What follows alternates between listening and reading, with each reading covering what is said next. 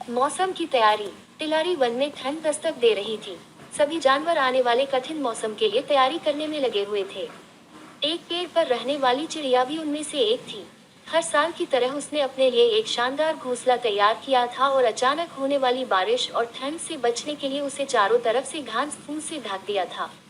सब कुछ ठीक चल रहा था कि एक दिन अचानक ही बिजली कड़कने लगी और देखते देखते घनघोर वर्षा होने लगी। बारिश से ठंड भी बढ़ गई और सभी जानवर अपने अपने घरों की तरफ भागने लगे। वह चिड़िया भी तेजी दिखाते हुए अपने घोंसले में वापस आ गई और आराम करने लगी। उसे आए अभी कुछ ही वक्त बीता था कि एक बंदर खुद को बचाने के लिए पेड़ के नीचे आ पहुंचा।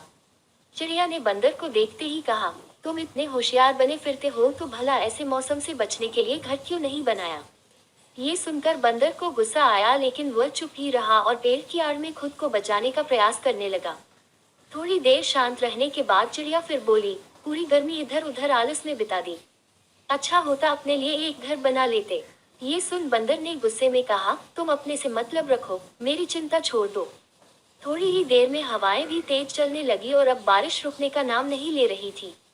बेचारा बंदर ठंड से कांप रहा था और खुद को ढकने की भरसक कोशिश कर रहा था।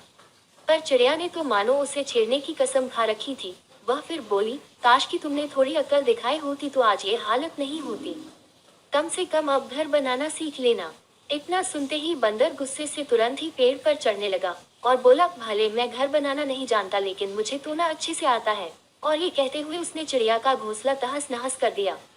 अब चिड़िया भी बंदर की तरह बेघर हो चुकी थी और ठंड से कांप रही थी। सीख, हमेशा अपने काम से काम रखो। यदि आप मदद नहीं कर सकते हैं तो उसे बेकार के उपदेश न दें।